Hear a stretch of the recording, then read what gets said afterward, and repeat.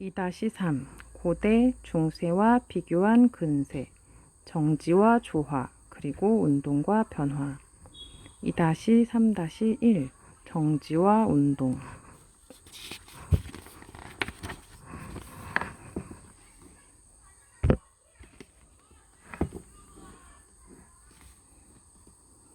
정지에 있는 이상적인 불멸의 명사를 형이상학적 위계의 최상부에 두고 운동하며 생멸, 변전하는 현상들을 그 체계의 하부나 변죽으로 몰아내는 그리스의 차별적 이원론은 종교는 물론이거니와 이후의 과학적 태도에도 심대한 영향을 미쳤다.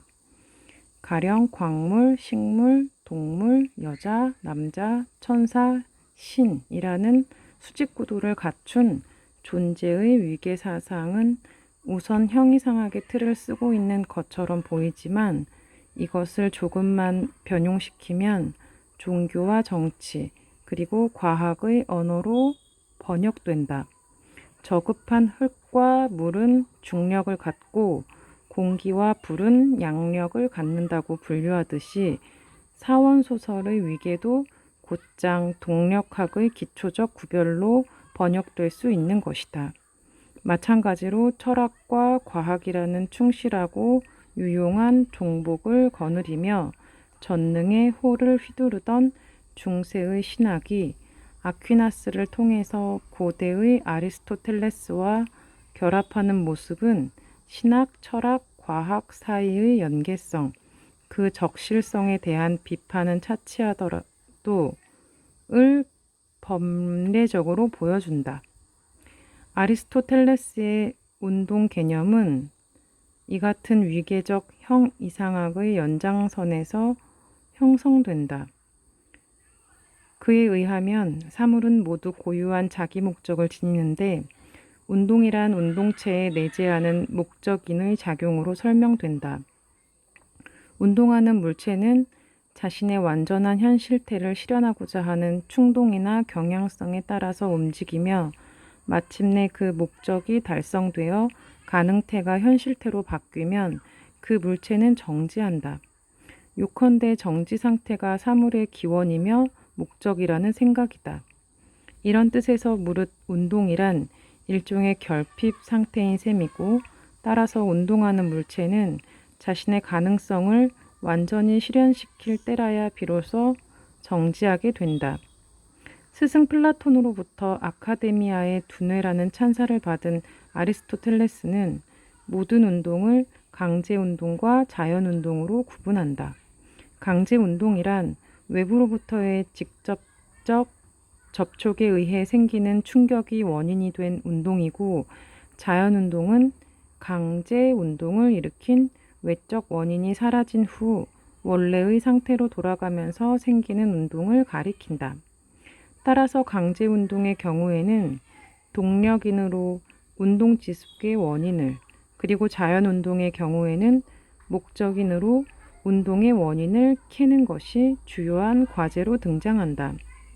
사물의 원래 모습인 정지 상태를 최종적으로 복원하기 위해서 움직이는 천체 운동은 당연히 자연운동이 되며 따라서 소위 부동천이라는 이 상태는 천체가 원래의 모습을 회복해서 그 잠재 능력을 현실화하고 정지해 있는 상태를 가리킨다. 이와는 대조적으로 지상에서 볼 수 있는 운동은 대부분 강제운동인데 지상에서의 자연운동은 천체상의 자연운동과는 달리 직선운동이라는 사실이 특징이다. 고대와 중세의 운동론이 답보 상태로 머물 수밖에 없었던 중요한 이유 중에 하나는 운동체의 내부에 축적될 수 있는 임페투스나 힘이라는 개념이 개발되지 못한 채 오직 외부로부터의 직접적인 접촉에 의해서만 운동을 설명하려고 했던 태도에 있었다. 따라서 임페투스나 힘과 같은 동력인에 대한 개념이 없는 한 외부로부터의 직접적인 접촉이 상실된 상태에서의 운동은 목적인으로서 밖에 설명할 도리가 없었다.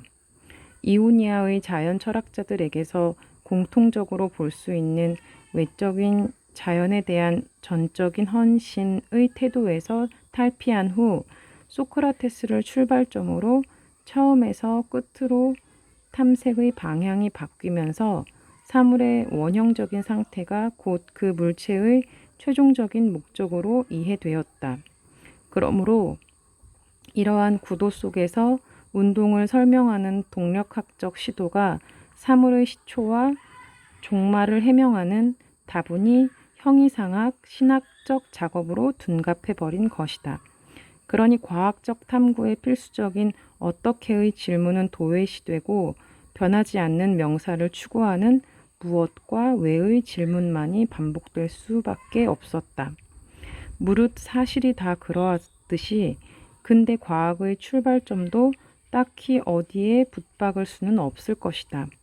혹자는 앞에서 거론한 1277년을 강조하기도 하고 혹자는 르네상스가 낳은 불세출의 천재 다빈치를 그 경계선에 내세우기도 하지만 그러나 갈릴레오의 탐구에서 특징적으로 나타나는 어떻게의 물음에서 그 단초를 찾아보는 것도 괜찮을 것이다.